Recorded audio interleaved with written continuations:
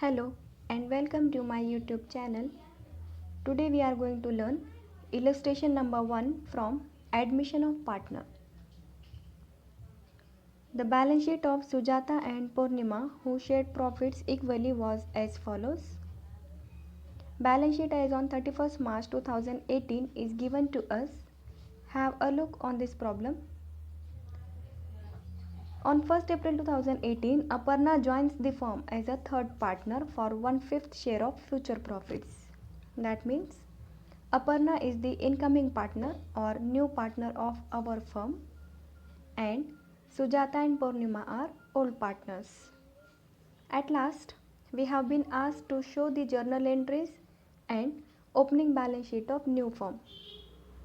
That means we will have to prepare some formats in our working note like revaluation account, partners capital account, cash and goodwill account. Friends, actually revaluation account means at the time of admission of partner, instead of passing separate entry for each item of asset or liability, a separate account is opened to record the profits or losses on revaluation of assets and liabilities, which is called revaluation account or profit and loss adjustment account. Profit and loss adjustment account is the another name for revaluation account. Basically, it is a nominal account where on debit side all the losses of business are shown and credit side shows the side of gains of business. So revaluation account is separately opened at the time of admission of new partner for revaluation of assets and liabilities. It is exclusively made to show the changes in the value of assets and liabilities. So the balance sheet will show the correct position of our business at the time of admission of partner with the help of this account. At last, the profits or losses of revaluation account are transferred to old partner's capital account only. New partner is not liable for such profits and losses. So let me start to solve this problem now. Actually, only journal entries are asked to us. So we will prepare the working note first and at last we will show the journal entries. See the balance sheet here. Capitals are given on liability side to us. Sujata and Purnima. Sujata rupees 1 lakh and Purnima rupees 1,40,000. This item will be recorded on credit side of partners capital account. We will show the combined partners capital account. In that, on credit side we will have to write by balance brought down Sujata rupees 1 lakh and Purnima rupees 1,40,000. Creditors and bills payable will be taken to our new balance sheet as rupees creditors 34,000 and bills payable 26,000. On liability side we will write this item. Then on asset side, land and building rupees 60,000 is given to us. This item will be posted to asset side of our new opening balance sheet, and the items which are having the adjustments, their amounts will be written on inner column. So land and building, plant and machinery, furniture, sundry debtors and stock. These assets will be recorded to our new balance sheet on asset side. Then next is cash. This item will be recorded on debit side of cash account. A separate format will be prepared in working note. On debit side of cash account we will write to balance brought down as cash account has debit balance rupees 80,000. Then read the information. On 1st April 2018, Aparna joins the firm as a third partner for 1/5 share of future profits on the following terms and conditions. Aparna will be our new partner. She will get 1/5 share of future profits. For this, she has contributed some amount to business. Let me see what is that amount. See first two adjustments. Goodwill is valued at rupees 2 lakh. Aparna is to bring her share of goodwill in cash, and Aparna is to bring rupees 1 lakh in business as capital. Out of the total value of goodwill of the firm, rupees 2 lakh, Aparna will bring 1/5 share in cash. That means 1/5 part of 2 lakh is 40,000. So Aparna will bring 40,000 rupees as her share in goodwill in the form of cash. At the same time, she is bringing rupees 1 lakh as her share in capital.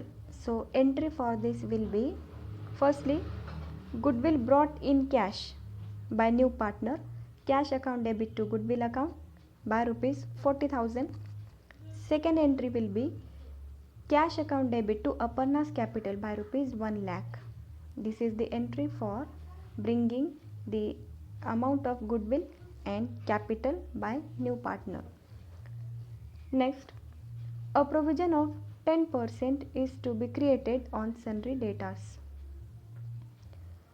We are asked to charge RDD on our sundry debtors at 10%. 10% of debtors is to be charged as RDD. जैसे कि हमने पहले भी देखा था कि RDD की वजह से हमारे डेटार्स का बैलेंस रिड्यूस होता है. तो इस प्रॉब्लम में हमें डेटार्स की वैल्यू दी है क्वेश्चन में 26,000. सो हम 26,000 का 10% चार्ज करेंगे, वो होगा 2,600. इसका इफेक्ट देंगे हम हमारे न्यू बैलेंस शीट में. ये है हमारी न्यू बैलेंस शीट. इसके एसेट साइड में हमने लिखा है डेटास रुपीज़ 26,000. इस वैल्यू में से हमने प्रोविजन की अमाउंट, RDD की अमाउंट लेस की 2,600, that is 10% of 26,000. Remaining value आई हमारे डेटार्स की 23,400.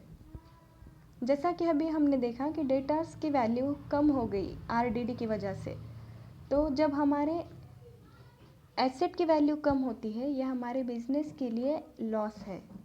ये लॉस हम दिखाएंगे रिवैल्यूएशन अकाउंट के डेबिट साइड में. सो ये है हमारा रिवैल्यूएशन अकाउंट. इसके डेबिट साइड में हमने लिखा है टू RDD बाय रुपीज़ 2,600. हमें एक बात का ख़ास ख्याल रखना है यहाँ पर, जितने अमाउंट से हमारे एसेट्स और लायबिलिटीज़ कम या ज़्यादा होंगे, बस उतनी ही अमाउंट हमें रिवैल्यूएशन अकाउंट में दिखाना है. सो RDD will reduce the balance of debtors. It is the loss for the firm. Hence, we have recorded it on debit side of revaluation account. So ये दो इफेक्ट्स हो गए हमारे एडजस्टमेंट के. एंट्रीज हम बाद में देखेंगे वर्किंग नोट कंप्लीट करने के बाद. थर्ड नेक्स्ट एडजस्टमेंट है हमारी, land and building is to be valued at rupees 80,000. Question में अगर हमने देखा तो लैंड एंड बिल्डिंग की वैल्यू हमें दिखाई देगी 60,000. अभी जब हम एडमिशन ऑफ पार्टनर के वक्त हमारे बिजनेस की अकाउंटिंग करेंगे, हमें हमारे लैंड एंड बिल्डिंग की वैल्यू 80,000 रुपीज़ दिखानी है. इसका मतलब एडिशनल परचेसिंग ऑफ बिल्डिंग है यहाँ पर 20,000 का. So there is increase in the value of asset. So we will add rupees 20,000 to our land and building. See in balance sheet on asset side, land and building rupees 60,000 is the earlier amount. Additional amount, new purchasing of building is 20,000. By this way, total building of rupees 80,000 is present in our business firm now. Second effect will be given to revaluation account as there is change in the value of asset. अभी हमारे building की value increase होती है, इसका मतलब ये हमारे business का गेन है. ये गेन हम दिखाएंगे रिवैल्यूएशन अकाउंट के क्रेडिट साइड में. See here, land and building is recorded by rupees 20,000. So only the amount of change we will have to record in revaluation account.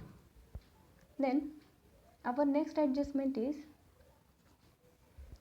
stocks, plant and machinery is to be reduced by 20%. Stock and plant and machinery. In question, stocks value is 40,000 and plant and machinery's value is 70,000. So we are going to reduce them due to depreciation. So we will deduct the amount of depreciation from the relevant asset. And second effect, depreciation is the loss for the business, hence we will record it on debit side of revaluation account. Only the amount of depreciation we will have to show. So stock की value यहाँ पर 40,000 का 20% हम calculate करेंगे, यह आ जाएगा हमारे पास 8,000. सो देखिए यहाँ पर हमने हमारे न्यू बैलेंस शीट में एसेट साइड पर लिखा है स्टॉक ₹40,000, 20% हमने रिड्यूस किया, 8,000 अमाउंट आ गई, रिमेनिंग अमाउंट हमने लिखी है आउटर कॉलम में 32,000। उसके बाद प्लांट एंड मशीनरी, इस पर भी हमें डिक्रीज दिखाना है 20% से। सो बेसिक वैल्यू है प्लांट एंड मशीनरी की 70,000, इसमें हमने डिप्रिसिएशन चार्ज किया 14,000, 20% के हिसाब से रिमेनिंग अमाउंट आ गई 56,000 on outer column. Now there is decrease in the value of asset, so second effect will be given to debit side of revaluation account, to stock by rupees 8,000 and to plant and machinery by rupees 14,000. That means reduction in the value of asset is the loss for the business, hence we have shown it on debit side of revaluation account. So यहाँ पर हमारे adjustments के effect complete हो गए। अभी हम देखेंगे हमें हमारी अकाउंट्स क्लोज कैसे करना है। सबसे पहले है revaluation account.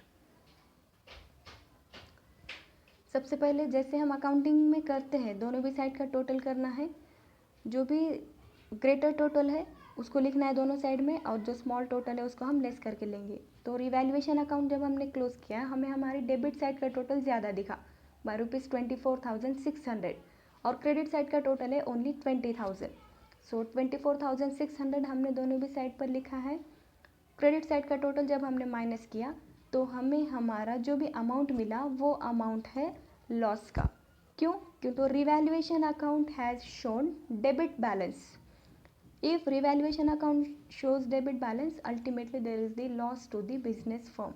So here is the loss of ₹4,600 as the partners are equal partners. Old partners were equal partners, so we have distributed the losses on revaluation to old partners in equal ratio, 2,300 and 2,300. So याद रखना है यहाँ पर revaluation पर जो भी profit या loss आएगा ये हम सिर्फ ओल्ड पार्टनर्स को देंगे। New partner will not be liable for such profit और लॉस। देन ये भी लॉस हम ट्रांसफ़र करेंगे पार्टनर्स कैपिटल को। मीन्स रिवैल्यूएशन अकाउंट के क्रेडिट साइड में हमने लिखा है bye Sujata's capital bye पूर्णिमास capital. अभी सेकेंड इफेक्ट हम देंगे, ये अमाउंट ट्रांसफर होंगी पार्टनर्स कैपिटल अकाउंट में डेबिट साइड में। ये है हमारा पार्टनर्स कैपिटल अकाउंट। जैसे हमें क्वेश्चन में दिया था कि पार्टनर्स ओल्ड पार्टनर्स का कैपिटल, तो हमने लिखा है यहाँ पर क्रेडिट साइड में by balance brought down, Sujata का 1 लाख, पूर्णिमा का 1,40,000। उसके बाद न्यू पार्टनर ने बिजनेस में आते समय कुछ अमाउंट लाई थी एज कैपिटल, वो अमाउंट थी ₹1 लाख। सो हमने एंट्री की थी cash account debit to Aparna's capital. बस उसी एंट्री की लेजर पोस्टिंग हमने की है यहाँ पर।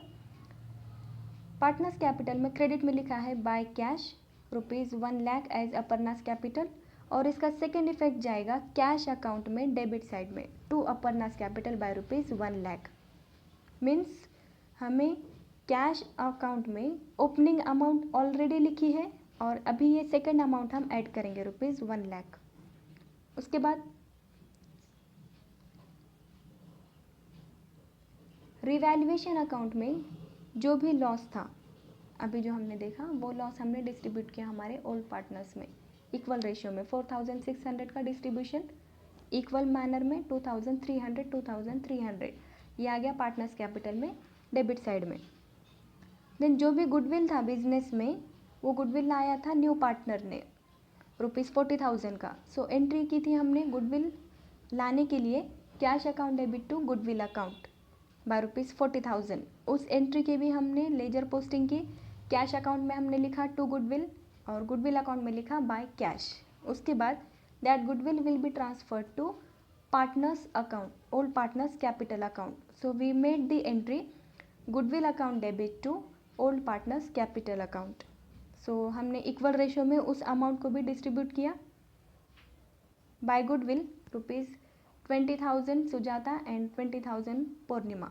इसका मतलब ये हुआ कि न्यू पार्टनर ने जो भी गुडविल लाया था बिजनेस में, वो गुडविल हमने ओल्ड पार्टनर्स में डिस्ट्रीब्यूट किया इक्वल रेशियो में। और इसका सेकेंड इफेक्ट जाएगा गुडविल अकाउंट के डेबिट साइड में to old partners capital account. उसके बाद हमने पार्टनर्स कैपिटल अकाउंट क्लोज किया। क्लोज करने के बाद हमारा डिफरेंस जो भी आया उसको हमने लिखा टू बैलेंस कैरिड डाउन। 1,17,700 ये कैपिटल आया सुजाता का और 1,57,700 ये कैपिटल है पूर्णिमा का। सो हम ये जो अमाउंट्स है कैपिटल के, ये अमाउंट्स हम बैलेंस शीट में रिकॉर्ड करने वाले हैं लायबिलिटीज साइड में।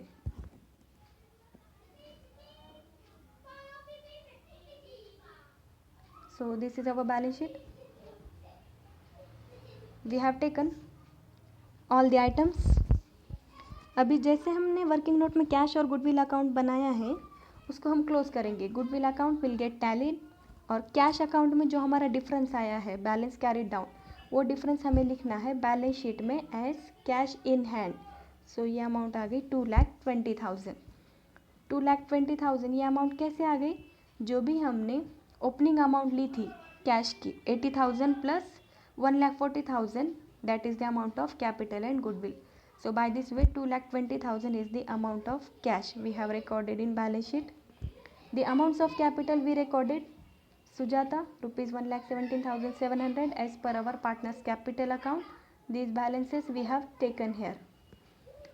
At last we will close the balance sheet. It will get tallied by rupees 4,35,400. So ये तो पार्ट हो गया हमारे वर्किंग नोट का। अभी हम देखेंगे हमारे मेन आंसर को। बैलेंस शीट टैली हो गई, ये भी हमारा मेन आंसर है। अभी हम हमारे जर्नल एंट्रीज को फोकस करेंगे। सी, सबसे पहले एडजस्टमेंट्स के हिसाब से फर्स्ट और सेकंड एडजस्टमेंट के लिए हमने एंट्री की। सो हमारे फर्स्ट दो एडजस्टमेंट के लिए हमने कंबाइंड एंट्री की। Goodwill brought by new partner and capital also brought by her. Entry will be cash account debit to goodwill account and cash account debit to Aparna's capital. We made combined entry like this. Cash account debit to Aparna's capital. Her amount of capital is 1 lakh and share in goodwill is 1/5. That is 1/5 of rupees 2 lakh 40,000 is the amount. So we made the combined entry for this. Cash account debit rupees 1,40,000 to Aparna's capital by rupees 1 lakh and to goodwill account by rupees 40,000. Then in narration we wrote being cash brought in by Aparna as her share of capital and goodwill. उसके बाद अपर्णा ने जो भी amount लाया है goodwill का, एक तो वो बिजनेस में रिटेन होगा या फिर रिटर्न ऑफ होगा।